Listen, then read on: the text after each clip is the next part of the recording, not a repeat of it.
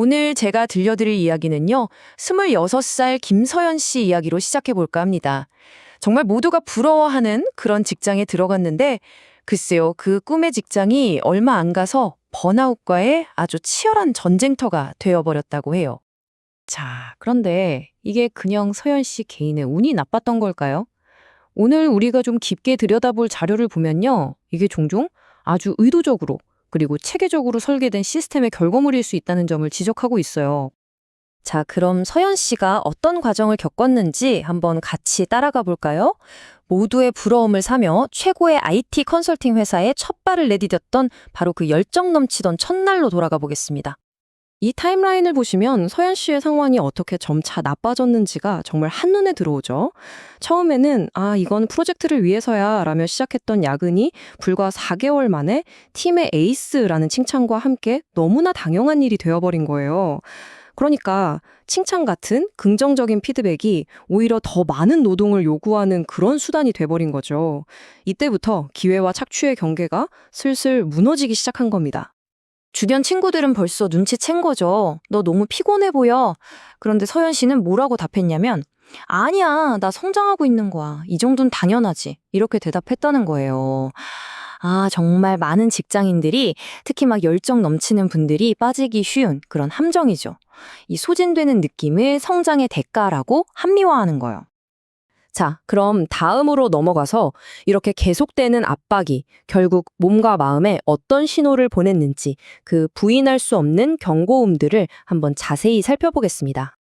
만성 피로는 기본이고요. 집중력도 뚝 떨어지고 감정 기복은 심해지고 막 두통의 불면증까지. 서연 씨는 이 번아웃의 대표적인 7가지 신호를 전부 다 겪었다고 해요. 혹시 지금 이 체크리스트 보시면서 이거 완전 내 얘기 같은데 하시는 분들 계시지 않나요? 결국 병원을 찾고 나서야 서연 씨는 자기가 겪고 있는 이 고통에 번아웃 증후군이라는 이름을 붙일 수 있었어요.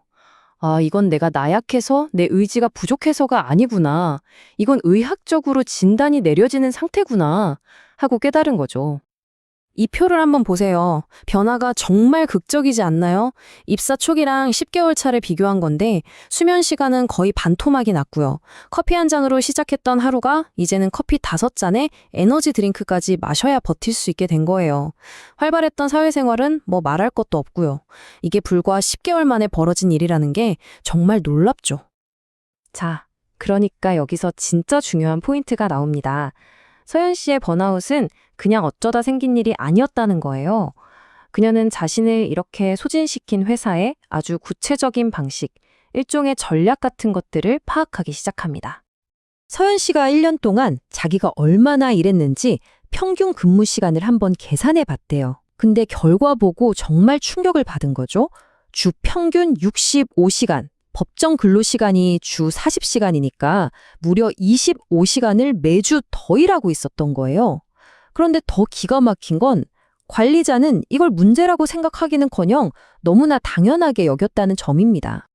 서연 씨는 자기를 이렇게 탈탈 털어버린 10가지 전략을 분석했어요. 이 표에 나온 몇 가지만 봐도 정말 혀를 내두를 정도예요. 일부러 지시를 애매하게 해서 일을 2번, 3번 하게 만들고 끝없이 수정을 요구하면서 넌 뭐래도 부족해 라는 무력감을 심어주는 거죠. 잘해도 칭찬 한마디 없어서 성취감을 싹 지워버리고 퇴근 후나 주말에 연락하는 건 뭐 그냥 일상이었고요. 회복할 시간을 아예 주지 않는 겁니다. 바로 이 순간 깨달은 겁니다.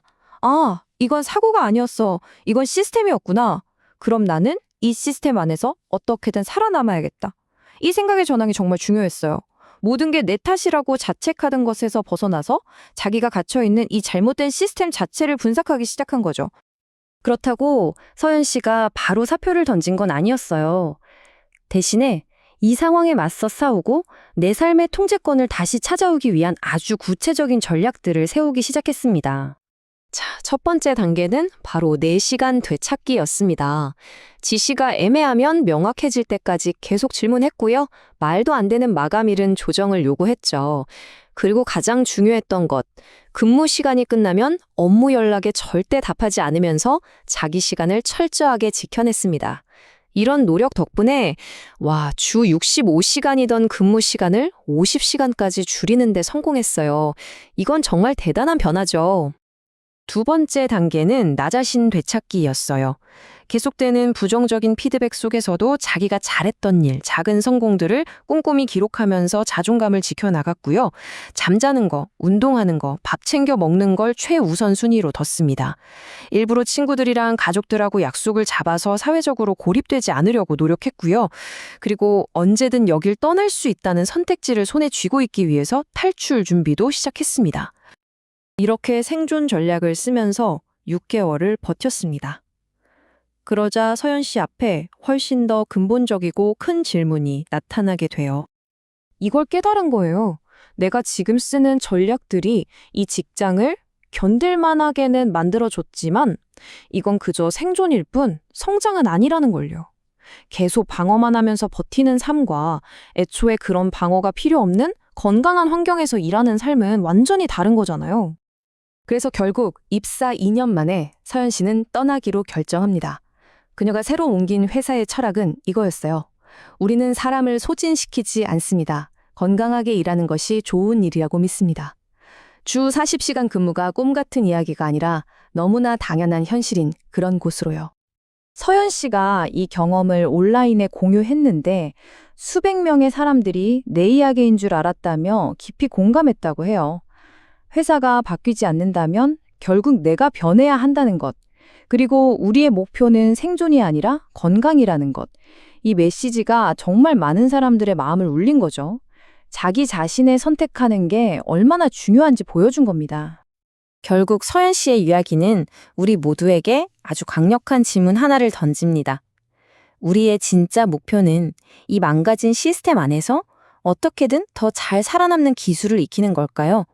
아니면 애초에 우리를 망가뜨리지 않는 건강한 시스템을 찾아 나서는 걸까요? 여러분은 어떻게 생각하시나요?